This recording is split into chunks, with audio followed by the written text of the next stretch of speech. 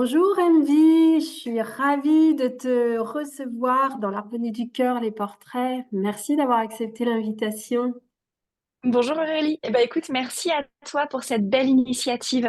Je me sens honorée d'être là avec toi. Merci. Ouais. Et moi aussi, honorée d'être là en présence avec toi. Alors, aujourd'hui, on va parler de ton parcours et comment tu en es arrivée à être aujourd'hui femme médecine et enseignante. Un parcours tout à fait singulier que tu vas nous partager. Juste pour revenir un petit peu sur ce que tu fais dans tes accompagnements, tu invites vraiment et tu accompagnes les gens à revenir à leur essence originelle, à reprendre leur pouvoir sur eux-mêmes.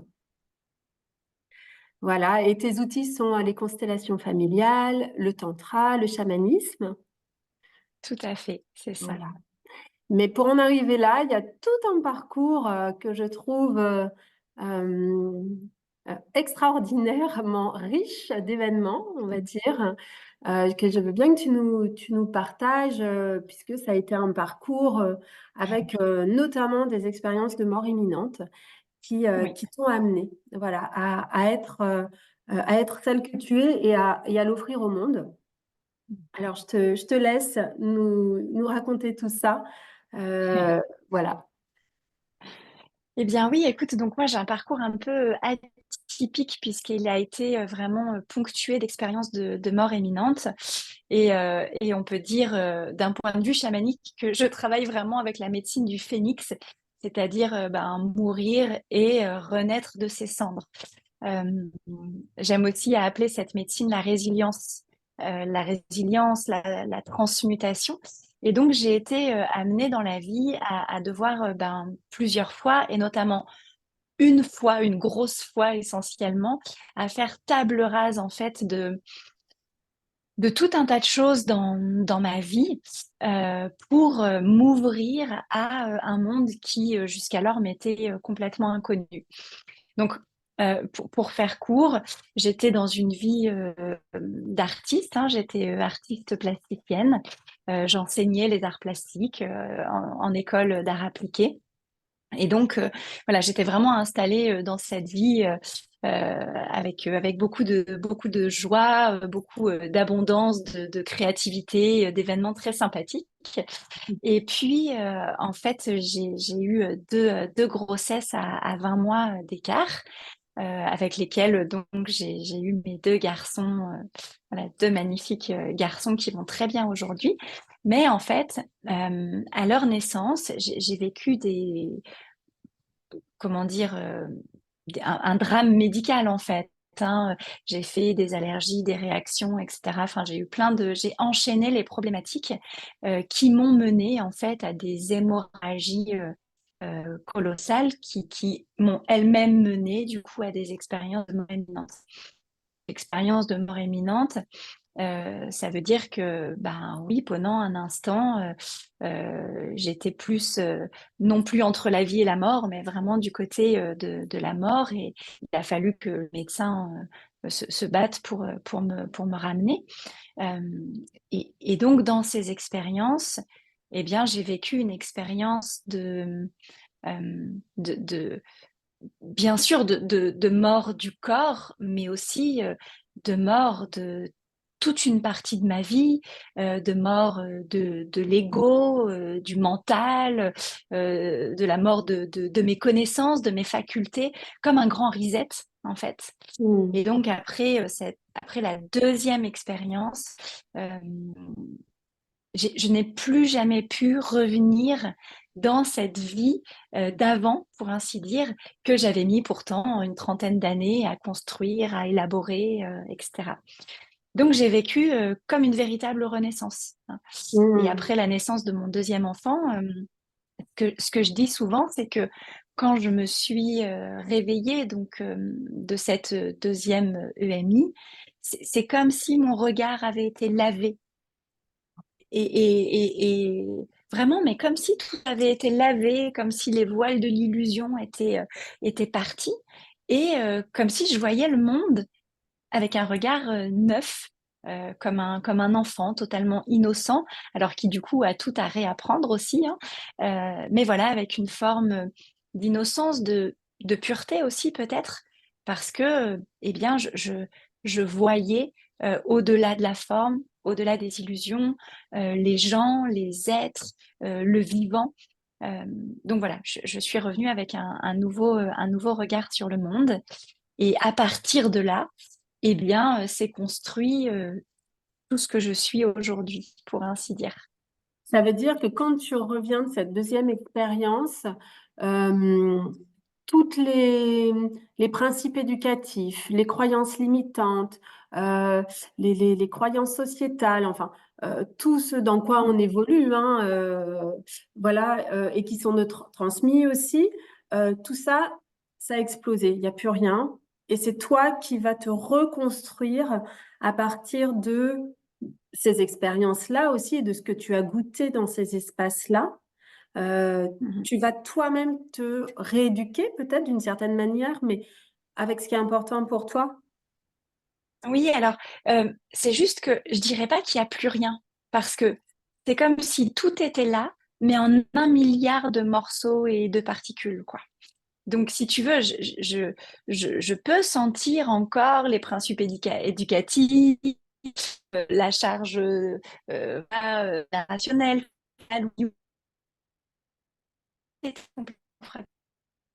que, que j'ai senti à ce moment-là. Alors, évidemment, je le dis avec beaucoup de recul parce que quand j'étais dans la traversée, c'est exactement comme quand tu fais un burn-out ou une dépression ou qu'il y a voilà, des moments ou même un choc très, très fort. Il y a un moment où tu es dedans et où en fait, tu ne perçois pas ce qui se passe. Et c'est vraiment avec le temps, avec de la résilience, de la guérison, que tu peux porter un regard sur la traversée et comprendre ce qui s'est passé. Et moi, ce que je sens aujourd'hui, c'est comme si mon âme, mon essence s'était donné l'opportunité, effectivement, d'avoir tout explosé et du coup de pouvoir choisir, tiens, ça, je garde pas, ça, j'en fais le deuil. Et donc, il y a eu comme ça, effectivement, une reconstruction avec beaucoup d'inconnus, parce qu'il y a eu aussi tous ces espaces vides entre tous les fragments de ce que je connaissais. Et puis ce vertige hein, de OK, il y a tout à faire, mais avec quand même la perception de ce qui me restait et de ce que j'allais et ce choix à faire de ce que j'allais pouvoir garder ou ne pas garder. Alors, entre guillemets, hein, tout est relatif, des choses dont il a fallu que je fasse le deuil parce que je le voyais, c'était des petits fragments de moi ou de potentiel que je connaissais, mais que je n'arrivais plus à utiliser en fait, que je n'arrivais plus à saisir. Hmm, Mm. d'accord. Et on partageait tout à l'heure que justement ces expériences que tu as vécues de mort imminente, ça t'a vraiment permis aussi de faire un gros travail sur ton transgénérationnel, puisque tu revivais là, en somme, quelque chose qui était transmis dans les lignées. Et ça t'a Mm. amené aussi dans tes accompagnements à pouvoir vraiment aborder, accompagner sur la libération de ce qui nous est transmis et qui ne nous appartient pas. Est-ce que tu Mm. veux nous en dire un mot? Mm. Oui, parce que effectivement, si tu veux, bon, quand tu vis ça une fois, bon, tu te dis, bon, d'accord. 2 fois, bon, là, quand même, ça devient très interpellant.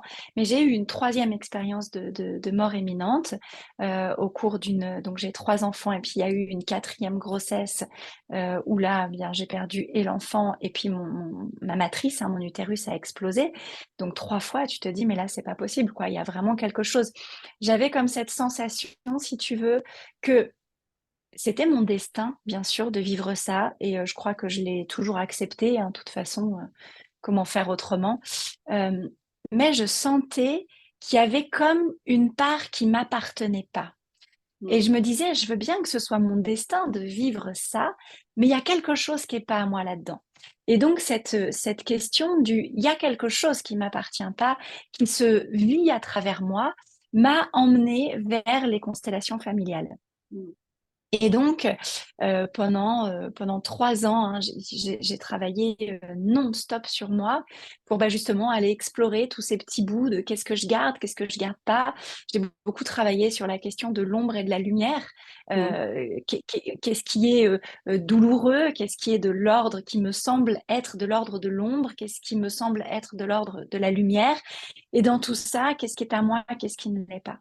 Et donc, les constellations familiales m'ont permis d'aller explorer en fait mon transgénérationnel, de rencontrer mes lignées, puisque là aussi j'ai une histoire un peu particulière, puisque mon père a été adopté, et donc on ne sait rien sur son histoire, on n'a même pas sa véritable date de naissance ou son lieu de naissance, etc. Donc c'est vraiment un Mm. trou en fait, hein, dans mon arbre généalogique.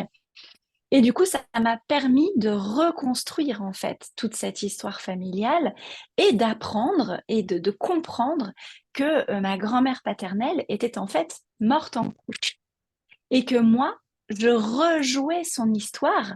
Et en fait, c'est comme l'arbre généalogique qui choisit un descendant et puis qui dit, bon, allez, à travers lui, enfin, on va mettre à jour l'histoire et obtenir de la guérison, de la pacification. Et donc, voilà, c'est un gros, gros travail que j'ai fait et qui donc m'a emmené à faire tellement de constellations familiales qu'un jour, la personne qui m'accompagnait m'a dit, bon, bah maintenant, c'est toi qui vas proposer des constellations, parce que là, je pense que tu as bien compris le travail, quoi. Et donc, elle m'a donné les clés de l'atelier et je me suis retrouvée du jour au lendemain constellatrice.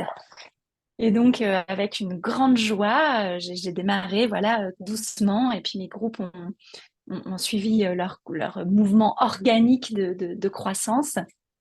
Et j'en suis arrivée à mêler les constellations familiales, hein, qui est une approche très systémique, mais vraiment basée sur le système familial, avec mes outils chamaniques, avec la roue médecine, mais aussi avec le tantra, puisque aussi avec tout ce travail sur l'énergie de vie, hein, sur l'énergie sexuelle. L'énergie sexuelle, bien sûr, c'est pas juste l'énergie qui permet d'avoir du sexe, hein, ça n'a rien à voir. L'énergie sexuelle, c'est notre vitalité, c'est notre énergie de vie. Donc, ben, je te laisse imaginer que quand on traverse la mort 3 fois, cette question de la vitalité, de l'énergie de vie, Eros et Thanatos, hein, voilà, et puis élan de vie et mort, bah, c'est vraiment quelque chose qui, moi, est venu me chercher très, très, très, très fort. Et donc, voilà, j'ai commencé dans mes constellations à mêler tous ces outils du tantra, du chamanisme, pour accompagner l'autre, en fait, à guérir et à se libérer de tout ce qui ne lui appartient pas. Parce qu'en fait, on porte des valises qui ne sont pas Mm. les nôtres et Mm. qui ont besoin d'être éclairées, hein. Et je dis toujours à mes stagiaires, on a une chance incroyable parce que nous, aujourd'hui, on fait partie de ces générations qui avons tous les outils disponibles. Eh oui. Aujourd'hui, tu tapes sur Internet, constellation, tantra, enfin ce que tu veux, c'est là, quoi. C'est à portée de main, il y en a à tous les coins de rue. Alors que nos parents, ils ont eu un petit peu accès, mais nos grands-parents, pas du Mm. tout. Donc, pour moi, on est vraiment aussi ces générations porteuses de cette possibilité de pacification de tout ce qu'il y a derrière nous. Et c'est un cadeau, c'est une responsabilité aussi. En tout cas, moi, je me sens responsable, ayant les outils, la connaissance, l'accès, responsable de faire ce travail, du coup, pour libérer ceux qui sont devant nous. Mm. Oui, c'est tellement intéressant et juste que tu dis que nous sommes les générations où on peut vraiment, par le travail sur nous-mêmes et par toutes les possibilités hein, qui nous sont offertes de pratiques, d'accompagnement, par Internet, par l'information, la connaissance, etc., amener vraiment à nous engager sur ce chemin de travail sur nous profond, en fait, hein, pour pouvoir effectivement euh, libérer des histoires familiales et qui sont là de génération en génération, quoi. Et ça C'est demande ça. du courage, ça demande du courage de rentrer dans le chemin et en même temps, quel cadeau pour nous et pour la connaissance de nous-mêmes aussi. C'est-à-dire, c'est tout Mhm. le chemin de retour à soi. Et j'entends bien ton accompagnement là. Et dans ce chemin de retour à soi, c'est aussi pour moi pouvoir être l'expression de notre meilleure version et de l'offrir au Tout à fait. monde. Mm. Voilà, et de vraiment se reconnecter à nos aspirations profondes. Et c'est tout l'objet de ces portraits aussi. C'est Mm. comment je fais pour venir me contacter et faire le choix de me montrer et de m'offrir, en fait, avec ce que je suis, en dehors Mm. de tout un tas de limitations, finalement. Donc, Mm. et ce que j'entends aussi, et ce qui je trouve très intéressant dans ton parcours, c'est la notion de mort et renaissance. Quand Oui, tu parles de la renaissance du phénix. Alors, on n'est pas tous obligés d'en passer par des expériences de mort imminente pour pouvoir, heureusement. pour pouvoir renaître à nous-mêmes. Mais Et heureusement, heureusement. Mm. voilà, peut-être accepter aussi les événements de la vie qui se présentent, se dire, OK, là, je peux aussi euh, lâcher un certain nombre de choses et Mm. m'abandonner et m'en remettre, quoi, aussi à plus grand. Et puis aussi, tu sais, il y a cet exemple tout simple avec un enfant. Un enfant, comment est-ce qu'il apprend? Il apprend par mimétisme, en fait, hein, il apprend en observant. Donc, il nous faut aussi des éclaireurs, des gens qui ont fait ce chemin. Et moi, ce que je ressens, et c'est pour ça aussi que je parle de responsabilité, Mm. ce que je ressens, c'est que ce que j'ai vécu, ça a été tellement fort, tellement puissant. Ça m'a demandé d'aller chercher tellement loin de l'énergie pour me relever, pour avoir le courage. Hein, c'est Freud qui dit pour travailler sur soi, il faut trois qualités. Le courage et le courage. Alors, il ne faut pas oublier que le courage, ça vient du cœur. Donc, c'est une qualité qui vient du cœur. Mais voilà, tout ça pour dire que moi, ce que je vois aujourd'hui, c'est que ben, les gens, souvent, ils ont besoin d'un éclaireur, quoi. C'est pas un éclaireur, c'est pas quelqu'un qui est au-dessus, c'est pas un gourou, c'est pas un sachant, c'est pas celui qui se place comme, voilà, ayant la connaissance, mais c'est celui qui a quelques pas d'avance sur le chemin, tout Mm. simplement. Et, et, et moi, la vie, alors, euh, bien sûr, je dis souvent que la mort m'a tout pris, hein. D'ailleurs, tu as vu, je dis la vie, puis finalement la mort. Hein, les deux sont tellement liés. Donc, Oui, la mort m'a tout pris et en même temps, la mort m'a tout donné. oui. Elle m'a tout donné parce que je me sens bénie, même si bien sûr, hein, il y a eu une traversée terrible, hein, et très difficile, mais aujourd'hui et assez rapidement, je me suis sentie bénie du cadeau qui m'a été fait parce que l'énergie que j'ai rencontrée dans ces expériences de mort imminente, euh, l'amour inconditionnel que j'ai touché du doigt, cette lumière qui m'a éblouie, qui m'a fendu en deux aussi, hein, qui m'a pourfendu, qui a fissuré toutes les parties de moi, mais qui a mené à une ouverture totale. Bien sûr qu'il a été beaucoup trop et qu'il a fallu que j'apprenne à contenir, comme à réguler, hein, et merci la roue médecine et le tantra pour ça. Mm. Euh, En tout cas, c'est un véritable cadeau parce que j'ai touché du doigt ces énergies plus grandes que nous qui font que j'ai une foi indéfectible. Mm. Et ça, je veux dire, ni rien, ni personne ne peut toucher cette flamme qui a été éveillée, réveillée à l'intérieur. Et c'est vrai que quand j'étais artiste, hein, je me posais déjà énormément de questions. Hein, c'est quand même, j'étais la même quand même avant mes EMI. Hein, c'est juste que mon ouverture de conscience n'était pas la même, mais j'étais déjà extrêmement sensible. Et je Mm. passais mon temps à me poser des questions existentielles et je cherchais dans mes dessins, je cherchais le sens de la vie, je cherchais l'essence. Et Mm. d'ailleurs, toutes mes recherches en art s'appelaient de l'intime à l'universel dans les processus créatifs. Donc c'est vraiment ça, Mm. c'est de la petite histoire à l'ouverture, à la transcendance. Mes toiles, mes œuvres, mes écrits de l'époque, ils parlent de transcendance, tous. Ils parlent de traverser les voiles de l'illusion, et je parle des voiles de la peinture, en fait, tu vois, pour aller rencontrer cette pure lumière qui est notre essence. Donc, en fait, ce que je faisais avant, je fais exactement la même chose aujourd'hui. J'ai Mm. changé de médium, en fait, hein, de façon de le faire, d'outil, on pourrait dire. Euh, mais voilà, il y a vraiment cette question-là euh, de, euh, de cadeaux, en fait, et je crois que c'est ça la résilience, c'est de toucher dans les épreuves, dans ce qui a été terrible, de toucher le cadeau et de garder le cadeau. Et de se dire, bah oui, le reste, ok, c'est ce que j'ai vécu, on pourrait dire, c'est le traumatisme, hein, mais je ne suis pas le traumatisme. Et ce traumatisme, il fait partie du passé. Par contre, le cadeau, il est là pour toujours. Et le cadeau, c'est la reconnexion avec la pure lumière et donc la reconnexion avec mon essence. Donc, effectivement, j'ai fait ce chemin et bien du coup, je peux accompagner l'autre à cet endroit-là. Hein, quand je forme des thérapeutes, je leur dis toujours, on ne peut accompagner l'autre que là où on est allé soi-même. Mm, Bon, il y a des choses que j'ai pas explorées, moi je peux pas les enseigner en fait, hein. Mais bien par sûr. contre, ça, je l'ai exploré, donc je peux accompagner l'autre à cet endroit-là. Mm. Et ce que je trouve aussi très poignant dans ton témoignage, c'est la notion de foi, en fait. On sent C'est vraiment ça. que cette foi, elle est là, elle est présente, elle est vivante. Et parce que parfois, dans nos vies et dans nos expériences vécues, on peut justement perdre cette foi ou y croire qu'à moitié, en fait, hein, en se disant, et adopter parfois des positions de victime aussi, sans voir le cadeau de l'expérience, comme tu l'exprimes. Mais ouais, la notion de foi, elle est tellement importante et en même temps, pas toujours évident hein, à la garder vivante dans son cœur et dans son élan de C'est vie, ça. quoi. C'est ça, et souvent mes stagiaires me disent, bah, en fait, tu es le témoin. Tu es le témoin de cette Mm. foi.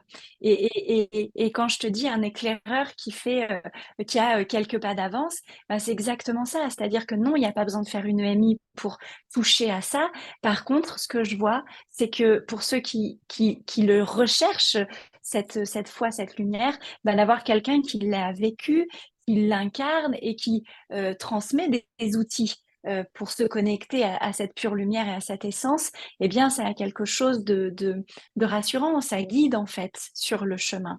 Voilà. Et du coup, c'est comme un peu voilà, un référent, un témoin de ah oui, effectivement, c'est possible. Et les outils pour y aller, eh bien, c'est ça, c'est ça, c'est ça. Et donc, sur tous les chemins, bah, il y a toujours des gens qui ont quelques pas d'avance.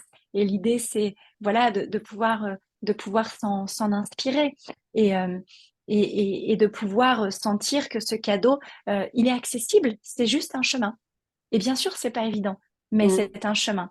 Et en tout cas, ce qui est sûr, c'est que grâce au chamanisme, au tantra et aux constellations, eh bien, il y a plein d'outils qui permettent non seulement d'avancer un peu plus vite sur ce chemin, en tout cas de trouver ce chemin-là, et puis il y a plein d'outils qui permettent de lever les empêchements, en tout cas tout ce qui nous limiterait à accéder du coup à cette foi, mais à cette foi d'abord en soi-même, la rencontre en fait avec sa grandeur d'âme, avec son essence. Mm. Et justement, est-ce que tu aurais un conseil à donner aux personnes qui nous regardent là pour faire ce chemin vers eux-mêmes? Mm. Alors justement, c'est la question du conseil, hein. Souvent, on me dit, ah, MV, dis-moi, dis-moi quoi, tu vois. Et moi, je réponds toujours, ben, en fait, la seule chose que je puisse te dire, c'est que la réponse, elle est à l'intérieur de toi. Et alors, parfois, les gens me disent, ah non, mais tu peux pas me dire ça, c'est hyper frustrant. Et si, en fait, je peux le dire et je vous le dis clairement, la réponse, elle est en chacun d'entre nous. Donc moi, en fait, j'ai pas de conseil et si vraiment il fallait en trouver un, le seul conseil, c'est revenir à l'intérieur et venir se centrer là au centre de Mm. son être. Pour moi, le centre de la roue médecine, hein, c'est le cœur. Et à cet endroit-là, on a chacun une qualité vibratoire, un dessin et un destin, du coup, une flamme qui nous guide. Et c'est cette flamme en tout cas, moi, j'accompagne à faire grandir cette flamme pour qu'elle guide chacun. Voilà. Et c'est vraiment cette connexion à cette flamme-là, à son essence. Et après, bien sûr, bah, il y a toutes les limitations qui vont arriver. Oui, mais je suis pas digne, ma flamme, elle est moins belle que celle d'à côté. Non, mais moi, j'ai pas de potentiel. Toutes les fidélités, les loyautés familiales, hein. Mm. On m'a toujours dit que, donc, voilà. Donc tout ça, bah, en fait, c'est de la libération, quoi. C'est se donner le droit d'entrer sur son propre chemin de vie et de sortir de la loyauté, de la fidélité à papa-maman, aux enseignants, aux dogmes, aux conseils justement bienveillants qu'un tel et un tel et un tel vont nous donner. Combien de fois j'ai des patients qui arrivent au cabinet et qui me disent Oui, mais mon thérapeute m'a dit de faire ça. Et oui, peut-être qu'il a raison, mais si tu mets ton pouvoir en ton thérapeute, ben en fait, tu vas jamais te rencontrer toi-même. Donc, comment nous, les thérapeutes, on fait pour se positionner comme un guide bienveillant qui est juste là pour accompagner l'autre sur son chemin à lui et pas sur nos croyances, nos projections et nos conseils, même s'ils sont bien avisés, en fait. Voilà, Ouais. donc accompagner chacun à retrouver sa propre vérité parce qu'on a tous notre propre vérité. Mm. Et quand on la contacte, alors on peut marcher sa parole, devenir cohérent, congruent Mm. avec toutes les parties de soi. Voilà. Et là, il y a quelque chose qui, du coup, devient fluide et posé, quoi.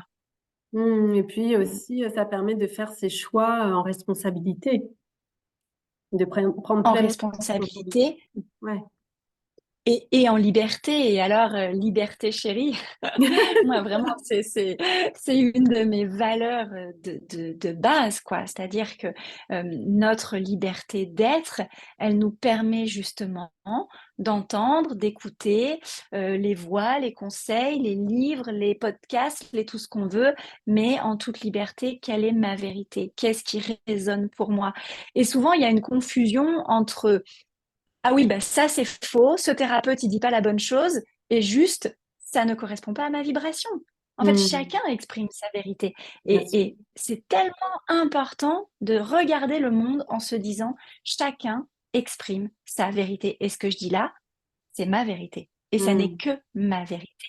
Et il y a des gens à qui ça va correspondre dans la vibration. Il y a des gens qui vont se reconnaître en moi. Moi, je disais comme un enfant, il apprend par mimétisme, il va se dire ah ouais, ouais, là il y a quelque chose, j'aimerais faire pareil, quoi.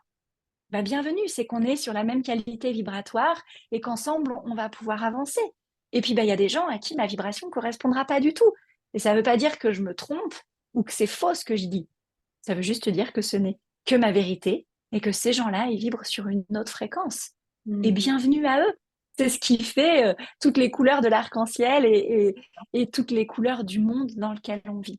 Donc, tu vois, cette liberté qui permet de trouver sa vérité, non pas avec un référent extérieur, mais vraiment avec un auto-référencement. Voilà. Mm. Et c'est pas non, c'est pas bien, c'est juste ok, c'est sa vérité, c'est pas la mienne. Mais du coup, de sentir que la vérité de l'autre, elle nous vibre pas, ça nous permet de nous interroger sur mais alors qu'est-ce qui vibre pour moi? Mm. Voilà. Et C'est puis pour de ça se qu'il n'y a pas une diriger voix. aussi, de se diriger là où c'est bon pour nous, finalement, dans les rencontres, dans nos actions, voilà. Mm. Exactement, et j'aime bien quand tu emploies le mot nous diriger, parce que pour moi, le cœur avec la roue médecine, c'est ce que j'appelle la boussole intérieure. Donc c'est exactement ça. C'est vraiment une histoire de se diriger soi-même, donc au sens de se donner la direction qui nous convient. Voilà. Ah oui, là, J'entends ça vibre aussi, pour c'est moi, que, j'y vais. pardon, excuse-moi, je te laisse finir ta phrase. Je t'en prie. Euh, Non, ce non, que, ça y est, c'est bon, vas-y. ce que j'entends aussi, c'est que c'est un chemin de conscience, en fait. Parce qu'au plus on est conscient de nous-mêmes et puis aussi de nos traumas, de nos blessures, de là où on en est, etc. Et au plus on peut se diriger et se laisser diriger aussi hein, par le grand plan cosmique, on va dire, qui est aussi là. Et, c'est un chemin de conscience, tout ça. Exactement, Mm. exactement. Mm. Conscience, liberté, présence. Mm. Vitalité aussi, hein, Ouais. parce que si je suis pas connectée à mon énergie de vie, bah en fait, j'ai pas le carburant du coup pour pouvoir avancer aussi, hein. Donc c'est vraiment une conscience sur plein de plans différents, plein de plans et plein de temps aussi, hein, au sens temporalité. Hein, voilà, qu'est-ce que on parlait du transgénérationnel, qu'est-ce qui fait partie du passé, qu'est-ce qui m'appartient pas, qu'est-ce qui est là ici et maintenant. Et c'est sûr que on a souvent été éduqués dans un mode de fonctionnement où la référence est à l'extérieur déjà. Hein, c'est le professeur qui sait, c'est le médecin qui sait, c'est le policier qui sait. Enfin voilà, on a l'habitude quand même de mettre nos références à l'extérieur, ça c'est sûr. Et puis, de pas être connecté à soi-même du coup, mais d'être plutôt connecté à ce qui se passe dans notre environnement. Voilà. Donc, ce retour à soi par la conscience de soi, c'est peut-être effectivement la première étape fondamentale, quoi, déjà. Voilà. Mm. Qu'est-ce qui se passe à l'intérieur? Merci, MV, pour cet échange tellement nourrissant. Pour pas Merci à toi. pour pas que le portrait dure trop longtemps, peut-être si tu as une lecture ou un film à nous partager qui te touche Oui. particulièrement. Alors, eh bien, je vais te donner les deux. Alors moi, j'ai très très peu de références externes, justement, puisque depuis mes expériences de mort imminente, je n'arrive plus à lire, en fait, hein, ou à regarder des vidéos. C'est très compliqué pour moi. Donc, j'ai lu assez peu d'ouvrages et en fait, j'ai retenu déjà là comme ça, ce qui me vient, c'est deux sources qui sont vraiment importantes. Euh, la première, c'est un livre et c'est La part d'ombre du chercheur de lumière, Mhm. donc de Debbie Ford. Voilà. Donc, D'accord. c'est un livre très accessible, très simple, mais qui nous apprend justement, tu parlais de conscience, à identifier, à accueillir nos parts blessées comme étant vraiment de véritables potentiels. Donc, si on se réfère à la médecine du phénix, eh bien, ça parle exactement de ça, c'est-à-dire que mes traumas, mes parts blessées, comment je vais, ben oui, accepter en fait leur mort et comment elles vont devenir du terreau fertile pour une renaissance. Voilà, donc ça, c'est un livre que j'aime beaucoup. Et en termes de film, je nommerai Nos Solars, Mhm. qui est donc un film voilà, vraiment sur cette histoire de vie, mort, vie, et qui correspond, même s'il est très romancé, bien sûr, mais qui correspond vraiment à des choses que j'ai pu traverser pendant mes EMI. Mm. Ouais, et merci de nous le partager parce que c'est vrai que ce film-là, hein, on s'en parlait un petit peu pour préparer le portrait tout à l'heure. Ce film-là, quand on n'a pas vécu en fait des expériences, alors que ce soit de mort imminente ou ça peut être par la méditation, mais vraiment qui nous emmène à vraiment Mm. goûter ces espaces-là. Je trouve que c'est intéressant d'avoir le témoignage, alors ton témoignage justement sur le fait que tu retrouves dans ce film euh, quelque chose que tu as goûté toi pendant l'expérience en fait. Ouais. Ouais, vraiment, il y a plein de moments du film où je me suis dit, oh, waouh, mais ça, c'est exactement ce que j'ai vu, et ça, c'est exactement ce que j'ai vécu. Et c'était vraiment très fort pour moi, ce film, parce que, bah, en fait, voilà, quoi, cette personne a mis en image ce que moi, j'ai vécu en énergie. Donc, bien sûr, là, c'est mis en image, hein, mais en énergie, c'est exactement, enfin, c'est très, très, très, très, très proche de ce que j'ai vécu. Il y a vraiment des passages enfin, c'est fulgurant. Je me suis dit, waouh, mais tu vois, ça m'a traversé très fort. Et d'ailleurs, je crois que c'est un médium hein, qui Ouais. a créé voilà, ce film. Et effectivement, il a vraiment canalisé des informations autour de ce cycle vie-mort-vie. Et du coup, tu vois, ce que j'ai envie de dire, c'est que tu parlais de méditation. Hein, effectivement, par la méditation, c'est des effets qu'on va toucher du doigt. Et moi, je travaille sans plantes. Hein. Souvent, on me pose la question en chamanisme, alors est-ce que tu travailles avec les plantes maîtresses? Alors non. Non, parce que moi, je suis beaucoup, beaucoup trop sensible pour prendre, boire des breuvages. Enfin, c'est juste, je suis trop sensible pour ça. Donc moi, je me connecte bien sûr à l'esprit des plantes. Je travaille en esprit avec tous les règnes. Du coup, j'ai pas besoin de faire ces purges-là. En tout cas, j'en ressens pas le besoin. Par contre, ce que je trouve vraiment intéressant, c'est que dans les états méditatifs sans plante, hein, juste naturel en fait, on va vraiment rencontrer ces énergies similaires qu'on va vivre dans la mort et dans la réincarnation. Hein. Donc naturellement, donc en fait c'est vraiment physiologique. Quand on va prendre des plantes, et j'accompagne beaucoup beaucoup de gens qui en prennent aussi, euh, en fait, c'est pas du tout la même qualité vibratoire. Donc, ça n'emmène pas au même endroit. Et ça, je crois que c'est intéressant de le dire. Alors, je dis pas il faut le faire, il faut pas le faire. Je veux juste attirer l'attention que du coup, ça n'emmène pas au même endroit et donc ça ne permet pas de connecter cette foi, cette pure lumière que moi j'appelle la source ou le feu sacré de la terre, enfin en tout cas ces énergies-là, ça reste en fait dans le monde du milieu, dans le règne végétal. Et c'est un enseignement, c'est une initiation mais ça n'est pas comparable avec ce qu'on peut vivre dans des états méditatifs physiologiques, naturels, ou justement une expérience de mort imminente. Par contre, effectivement, vraiment, la méditation mène au même type d'ouverture de conscience qu'on peut traverser dans la mort, quoi. Alors justement, la méditation, est-ce qu'on peut le retenir vraiment là comme un outil que tu nous conseilles vraiment, en tout cas une pratique pour pouvoir se reconnecter vraiment au cœur, se reconnecter à soi? Alors, oui et non. Ah, Oui et non, ça dépend vraiment de chaque personne.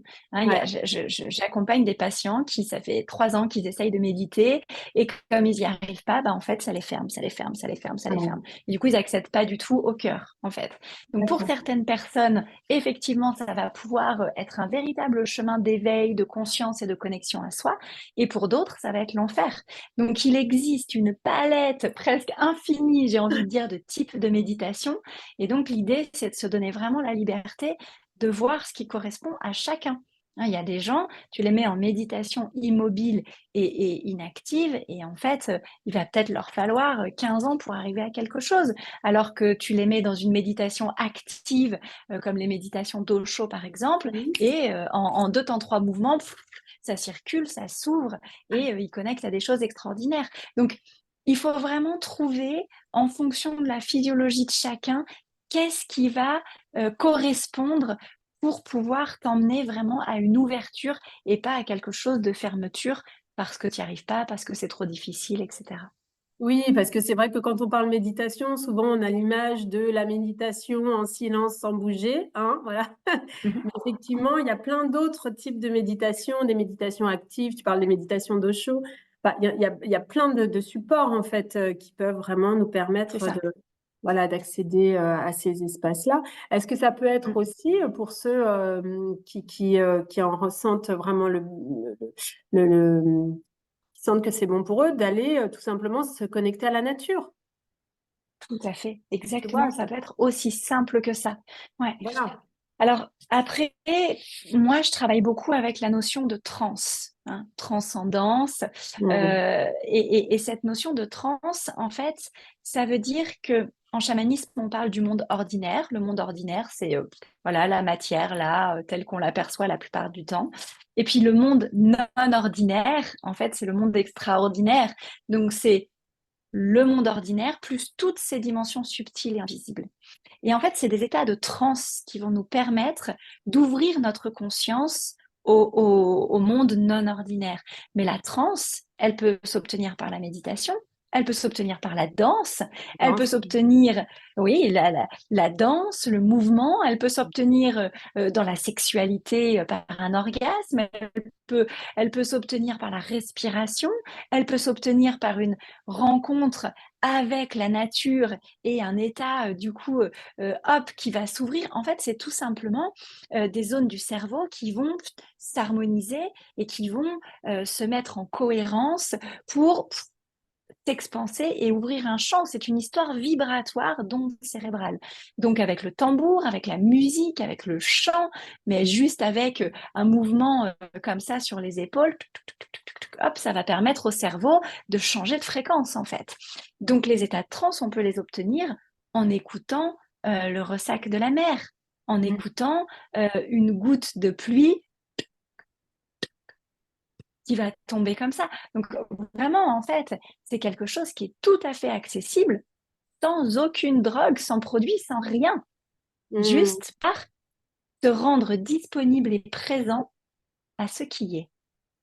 Ouais, merci pour ce partage et c'est vrai que je trouve que du coup ça ouvre beaucoup de possibilités en fait, beaucoup de possibilités et le mot présence c'est ça.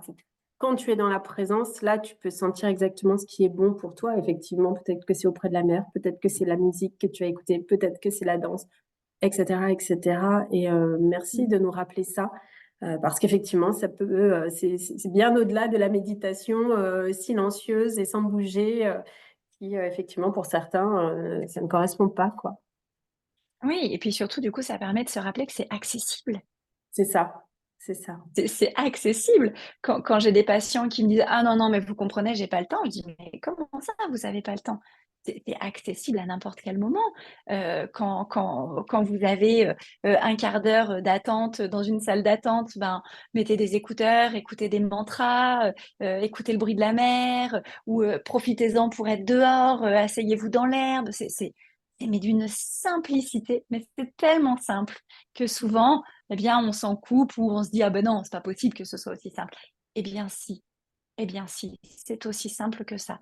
Après, c'est sûr que pour aller pleinement sur ce chemin d'ouverture, d'épanouissement, de libération de son être véritable, alors là, ça demande un peu plus de courage, comme on le disait tout à l'heure, parce que, eh bien, il y a toutes ces blessures à prendre soin, il y a toutes ces parts de soi à réintégrer.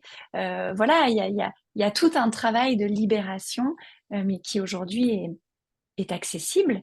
Et ce que j'ai envie de rappeler, c'est que on sait aujourd'hui sur les grandes lois du transgénérationnel, et c'est prouvé aujourd'hui au niveau de l'ADN, que tout le travail de libération, de guérison qu'on fait pour nous a un impact direct sur nos enfants. Et même si on n'a pas d'enfants, nous sommes quand même aujourd'hui les adultes responsables de l'humanité de demain.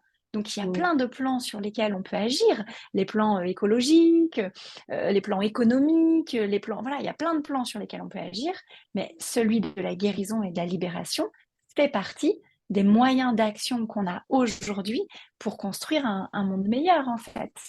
Donc Mm. ça, c'est quand même important de le rappeler. C'est pas juste pour soi, pour être mieux. Oui, bien sûr, mais ça fait sens au niveau collectif, au niveau de l'humanité.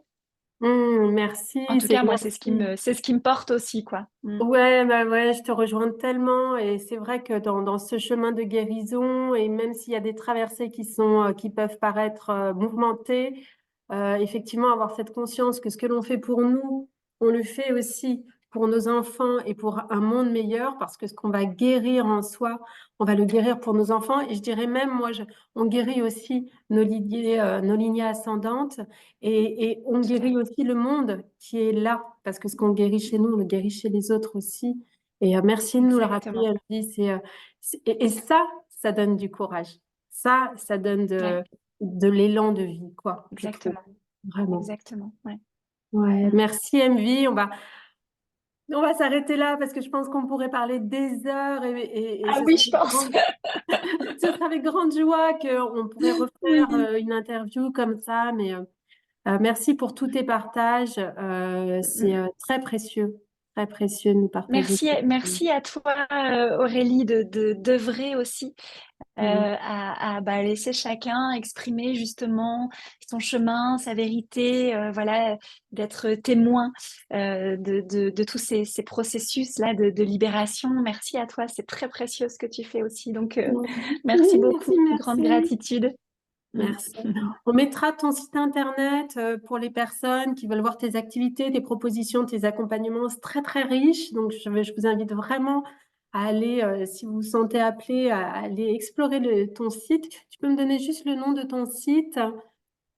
Alors, c'est tout simple, c'est tantra et chamanisme tout attaché.com. Ok, donc je le C'est vraiment remettrai. très simple. Voilà. Et puis sinon, il suffit de taper MVIE, MVIE sur Internet. Et voilà, généralement, il y a mes propositions qui Ok. sortent de stages, de formations, enfin voilà, plein de choses différentes. Super, ok. Mm. Merci beaucoup.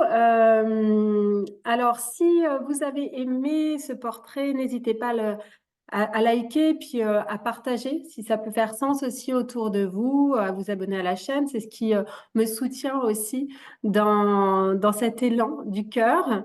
Et puis, MV, ben, merci à toi infiniment. Euh, j'espère qu'on aura Merci à toi, l'occasion Aurélie. de refaire une interview et voilà, d'aborder encore tout un tas de sujets euh, pour ces ouvertures de conscience et l'accompagnement aussi à ce passage et à cette transition hein, dans un nouveau paradigme. Oui. Mm, Dans un monde en pleine mutation, il y a de c'est quoi ça. faire. Ouais. Merci beaucoup, Aurélie. Merci, on vous embrasse À et bientôt. à très vite. Bye bye. Au revoir.